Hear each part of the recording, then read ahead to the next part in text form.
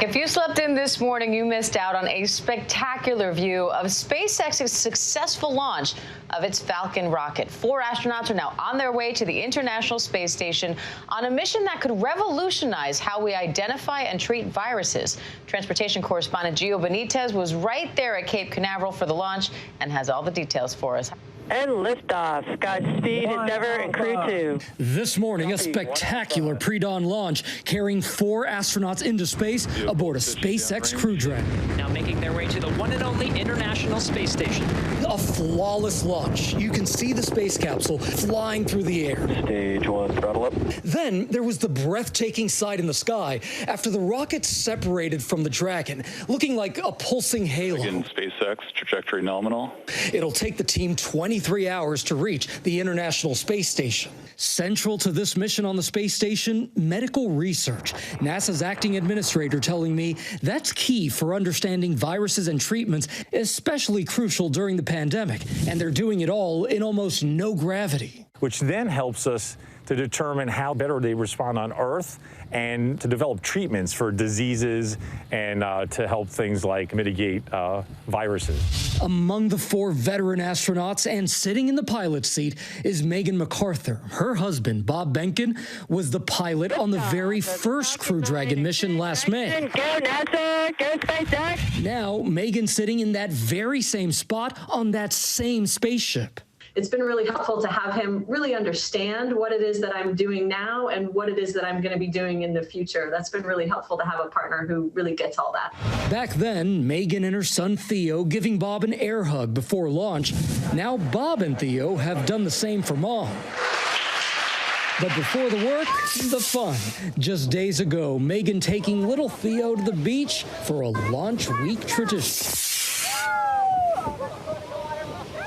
And Gio is joining us now for more on this exciting launch. Gio, you were there this morning when this actually happened. What was it like seeing it firsthand? You know, when you see this, Diane, you really feel it in your bones. You hear that sound, and it is just an incredible boom as this is going up. And it's a little bit delayed, which is really strange to see, because as you see it launching, you don't hear anything, and then it takes a few seconds, and then you hear it, and then you feel it. And it's just, I think for everybody here, it's always an emotional moment, because you realize this human potential that we have, that we've been able to create this thing that will take you off this planet. It's pretty incredible. It sure is. And we know medical research is central to this particular mission on the space station. What exactly are researchers hoping to find out?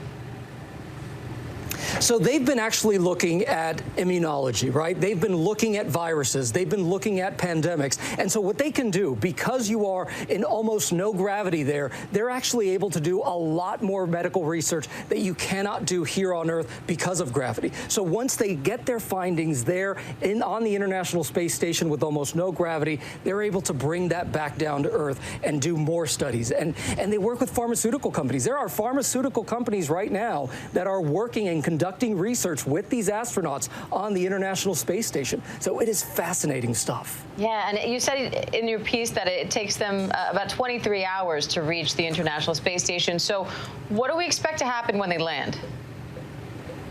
So they're going to dock somewhere around 5:15 tomorrow morning. They're going to dock at the International Space Station. They're almost about to go to sleep in just a few hours. We also saw Megan MacArthur in our piece. Megan MacArthur, a lot of times what these astronauts do is that they bring a toy from one of their children on these missions. Megan MacArthur did just that. Gwyn the penguin. That's breaking news that she took up the penguin up there with her. And basically they released that there just to see when they've hit zero gravity, so it serves a real purpose, but it's exciting stuff. So yeah, so they will start docking somewhere around 5 tomorrow morning. Something telling me that penguin is about to be an Instagram sensation. Transportation correspondent Gio Benitez. Thanks, Gio. Hi, everyone. George Stephanopoulos here. Thanks for checking out the ABC News YouTube channel. If you'd like to get more videos, show highlights, and watch live event coverage, click on the right over here to subscribe to our channel. And don't forget to download the ABC News app for breaking news alerts. Thanks for watching.